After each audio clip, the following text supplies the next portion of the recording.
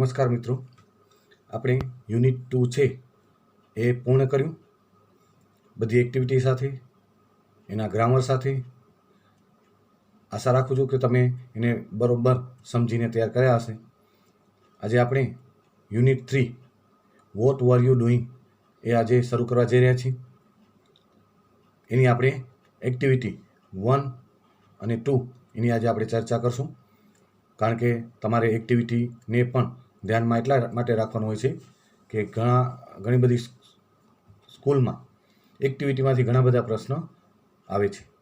એટલે તમને એક્ટિવિટી માત્ર છે એ શીખવા ખાતર નથી શીખવાની, પણ તમારે એને પરીક્ષાની રીતે પણ પ્રશ્ન જવાબની રીતે પણ ધ્યાનમાં રાખવાનું છે. તો unit 3 activity 1 answer the following questions. બરાબર, એમાં તમે એક ચિત્ર જોઈ શકો છો. આપણે અહીંયા મહેનત કરીને બધી સ્લાઇડો બનાવી છે તમારા માટે કે તમે સારી રીતે સમજી શકો. બરાબર, અહીંયા તમે ચિત્ર જોઈ શકો છો. જાયન્ટ વ્હીલ જેને કહીએ આપણે, જાયન્ટ વ્હીલ એટલે રાજ જેને કહીએ, પણ આ બહુ વિશાળ કદનો છે, જે તમને એસએલ વર્લ્ડ બોમ્બે ને એ મોટા મોટા જે છે ત્યાં જોવા મળે. તો અહીંયા એના આધારે તમને પ્રશ્ન છે, answer the following questions. What do you C in this picture? તમે આ પિક્ચરની અંદર શું જોઈ શકો છો?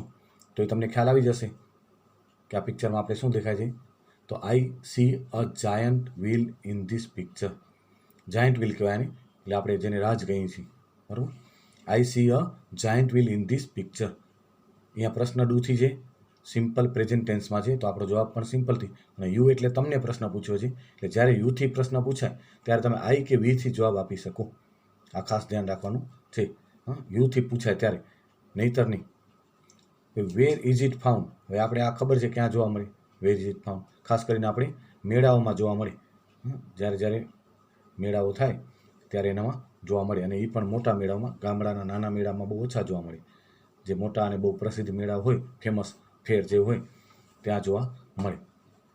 તો વેર ઇઝ ઇટ ફાઉન્ડ? તો it is found in fairs. મેળાઓમાં જોવા મળે. તમારે નોટમાં માત્ર પ્રશ્ન જવાબ આ 5 છે એ લખી નાખવાના છે. Have you ever taken a ride in it? જો અહીંયા have you taken, have taken આવ્યું.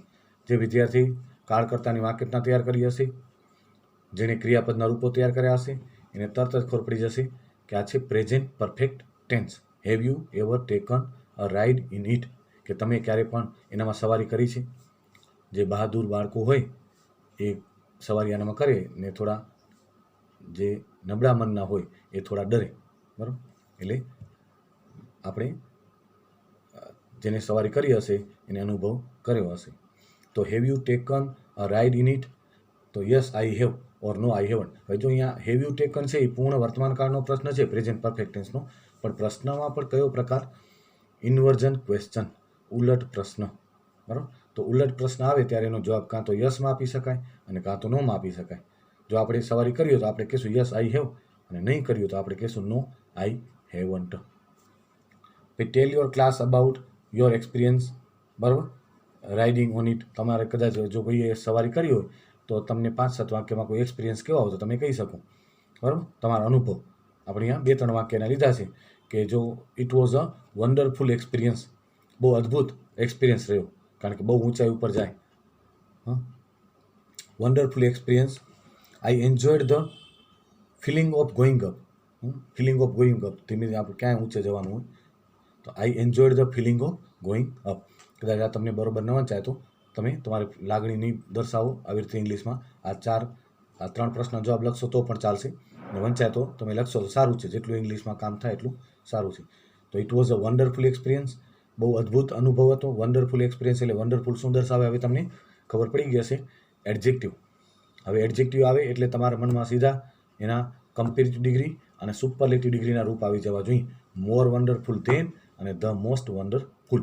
બરાબર, experience. I enjoyed the feeling of going up. Enjoyed આવ્યું, કરતા હતા ક્રિયાપદનું ભૂતકાળ રૂપ, simple past tense, going up. અને everything look tiny from up. બરાબર, અને ઉપરથી તો આપણે બહુ નાનું દેખાય, બહુ ઊંચાઈ જાય એટલે. There I really enjoyed the ride. અને ખરેખર મેં છે આ રાઇડને એન્જોય કરી હતી. તો આ એક્ટિવિટી 1માં તમને છે એ જાયન્ટ વ્હીલ, એના વિશે તમને 2-4 જ પ્રશ્ન છે, એ તમે ખાસ સમજવાના છે. ત્યાર પછી આપણે એક્ટિવિટી 2ની વાત કરી. અહીંયા એક્ટિવિટી 2 છે એક તમને સ્ટોરી આપી છે અને એ સ્ટોરીના આધારિત વાક્ય તમારે એ સ્ટોરી સાથે મેચ કરવાના છે, ચિત્ર સાથે, પિક્ચર સાથે વાક્ય મેચ કરવાના છે. જો એક્ટિવિટી 2માં read the story. Now look at the following picture and write appropriate sentences below each picture. દરેક પિક્ચરના નીચે તમારે લખવાનું છે, પણ તમારે લખવાની જરૂર નથી, આટલી સ્ટોરી ખાલી નોટમાં લખીને સમજવાની છે. દરેક ચિત્ર દોરવાનું નથી કે ચિત્ર ને નોટમાં કાંઈ કરવાનું નથી, પણ આટલી સ્ટોરી તમારે ખાસ યાદ રાખવાની છે. જો Vinu climb up a tree. Vinu છે એક વૃક્ષ ઉપર ચડી જાય છે. ક્લાઇમ્બ અપ આવ્યું એટલે સિમ્પલ પાસ્ટ ટેન્સ. હી સેટ, સીટ્સ, સેટ અને સેટ. જો ક્રિયાપદના રૂપો કેટલા મહત્વના છે. જે હોશિયાર વિદ્યાર્થી જે તૈયાર કરે છે એને વાંધો નથી કરતા, એના માટે બહુ ચેતવણી છે. તો he sat on a branch, એ ડાળી ઉપર બેસે છે. Sit, sat, sat. Sit SIT સીટનું ભૂતકાળ છે. He was cutting the same branch. હવે આ તમને વોઝ કટિંગ ઉપરથી ખબર પડી જશે કે આ કયા કાળનું વાક્ય છે. તો કયા કાળનું વાક્ય છે ખબર પડી જશે. વોઝ વર વત્તા ક્રિયાપદનું આંજવાળું રૂપ. તો પાસ્ટ કન્ટિન્યુઅસ ટેન્સ, ચાલુ ભૂતકાળ. હી વોઝ, હી એટલે કોણ? તો Vinu. Who was cutting the same branch એમ આવે તો તમારે હુની જગ્યાએ વિનુ મૂકવાનું આવે. આના આધારિત પ્રશ્ન આવે. He was cutting the same branch. An old man saw the boy. An old man, જો સી સો સીન, SWC એટલે જોવું, SAW સો એટલે જોયું, અને SWN સીન એટલે ભૂતકૃદંત એનું થશે.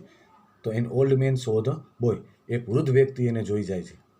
હુ સો વિનુ એમ પણ આવે તમને, ધ બોયની જગ્યાએ હુ સો વિનુ. તો અહીંયા an old man so Vinu એમ જવાબ આવે. He said, oh Vinu, don't cut that branch. એ કહે છે વિનુ તું એ ડાળી કાપ નહીં. Don't cut that branch, you will fall. કારણ કે જે ડાળી ઉપર બેઠો હતો એ જ ડાળી કાપે છે, અને એ પણ કઈ રીતે? ઊંધી સાઈડમાં કાપે છે. બેઠો છે ને, બરાબર, એવી રીતે બેઠો છે કે કાપીને પછી ખાલી માત્ર ડાળી ન પડે અને પોતે ડાળી પર જાય એમ નથી કાપતો. ઊંધી રીતે કાપે છે કે ડાળી સાથે પોતે પણ પડે. તમે ચિત્રમાં જોઈ શકશો, અહીંયા આપણે આપેલા જ છે. તો he said, oh Vinu, don't cut that branch. અહીંયા જો ડોન્ટ કટ ધેટ બ્રાન્ચ, જેને વાક્યના પ્રકાર બરોબર તૈયાર કર્યા હશે એને પણ ખબર પડી હશે કે ડોન્ટથી વાક્યની શરૂઆત થઈ, વાક્યમાં કરતા નથી, બરાબર. તો આ વાક્ય આજ્ઞાર્થનું નકાર છે. ઇમ્પરેટિવ સેન્ટેન્સ, આજ્ઞા કે આદેશ આપવા માટે વપરાય, અને નકાર વાક્ય બનાવવા માટે ડોન્ટનો ઉપયોગ થાય. ડોન્ટ કટ ધેટ બ્રાન્ચ, પેલી ડાળી કાપતો નહીં. યુ વિલ ફોલ, તું પડી જઈ શકે. અહીંયા યુ વિલ આવ્યું, વિલ કે સેલ વત્તા મૂળરૂપ એટલે simple future tense. The boy laughed at the old man. અને છોકરો, આ છે ને તમને એમ થાય કે અહીંયા ભૂતકાળ ને ભવિષ્યકાળને કેમ ભેગું થયું, તો આ ડાયરેક્ટ સ્પીચના વાક્ય છે. અવતરણ ચિહ્નમાં વાક્ય હોય ને, ડાયરેક્ટ સ્પીચના વાક્ય હોય, જે બોલાયેલા મૂળ શબ્દ હોય, બરાબર. એ મૂળ શબ્દ છે એ આવી શકે જે તે વખતે બોલાયેલા મૂળ શબ્દ અવતરણ ચિહ્નમાં. The boy laughed at the old man. છોકરો છે એ વૃદ્ધ વ્યક્તિ પ્રત્યે હસે છે. He did not follow his advice. અને એની આજ્ઞા અનુસરતો નથી. જો ડીડ નોટ વત્તા મૂળરૂપ એટલે સિમ્પલ પાસ્ટ ટેન્સનું નકાર વાક્ય, નેગેટિવ સેન્ટેન્સ. કારણ કે સાદા ભૂતકાળમાં નકાર વાક્ય કે પ્રશ્ન વાક્ય બનાવવા માટે ડીડનો ઉપયોગ થાય, અને ડીડનો ઉપયોગ થાય એટલે ક્રિયાપદનું મૂળરૂપ, બરાબર. નકાર વાક્ય ને પ્રશ્ન વાક્યમાં તમે વારંવાર આપણે આવે છે. Did not follow his advice એટલે સલાહ, એની સલાહ માનતો નથી. He continued to cut the branch. અને એ બ્રાન્ચ છે કાપવાનું ચાલુ જ રાખે છે. હી ફેલ ડાઉન, અને પડી જાય છે. એન્ડ બ્રોક હિઝ લેગ, અને એનો પગ તૂટી જાય છે. Break, broke, broken. Fall, fell, fallen, બરાબર. એવી રીતે ક્રિયાપદના ભૂતકાળના રૂપ તમને કેટલા ઉપયોગી છે એ તમને ખ્યાલ આવી જશે. તો આ એક સ્ટોરી છે તમને આપી છે, એ હવે તમે સ્ટોરી બરોબર સમજી ગયા, બરાબર. આ સ્ટોરી તમારે નોટમાં લખી સમજીને લખવાની છે. હવે આપણે એના ચિત્ર સાથે મેચ કરવાનું છે, એ પણ તમારે ખાસ ધ્યાન રાખવાનું છે. હવે અહીંયા આપણે જોઈએ તો અહીંયા ચિત્રો આપ્યા છે એક્ટિવિટી 2માં. જો પહેલું ચિત્ર છે Vinu climbed up a tree, એના સાથે વાક્ય છે Vinu climb up a tree, he sat on a branch, he was cutting the same branch. આ સાઈડ બેઠો છે ને આ સાઈડ કાપે છે, એટલે અહીંયાથી કટ થાય એટલે ડાળી સાથે પોતે પડી જાય, બરાબર. બરાબર, Vinu climbed up a tree. હવે તમને સમજાઈ ગયું છે એટલે આપણે બીજી વાર સમજાવવાની જરૂર નથી. તમે ચિત્ર સાથે એ વાક્ય સમજી શકશો એટલા માટે. He was cutting the same branch. And old man saw the boy. જો આ ઓલ્ડ મેન છે એ એને જોઈ જાય છે ડાળી કાપતા, અને કઈ રીતે બેઠો છે ડાળી ઉપર એ પણ જોવે છે. તો he said, oh Vinu, don't cut.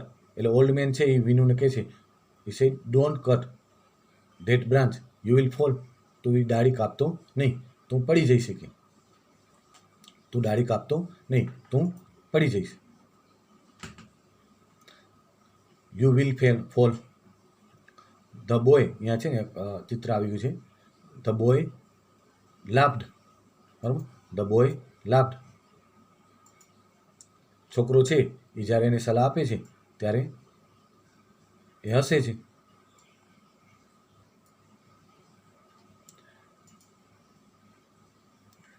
The boy laughed at the old man and he did not follow his advice. એની છે એ એડવાઇસ માનતો નથી.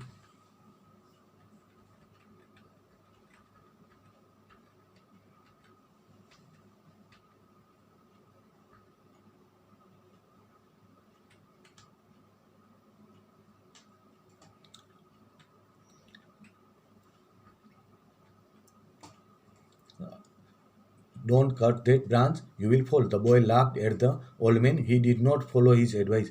એની સલાહ માનતો નથી. He continued to cut the branch. એ ડાળી કાપવાનું ચાલુ જ રાખે છે.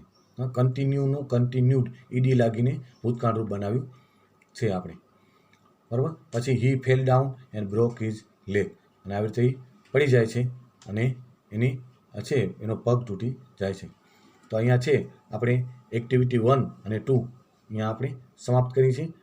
તમે આ બંને એક્ટિવિટીને સારી રીતે સમજી અને જે કાંઈ પ્રશ્ન જવાબ કે જે સ્ટોરી લખવાની છે એ નોટમાં લખવાની છે, કારણ કે આપણે 8મા ધોરણમાં દરેક એક્ટિવિટી પણ કરાવી છે. તો આપણે અહીંયા સમાપ્ત કરી છે.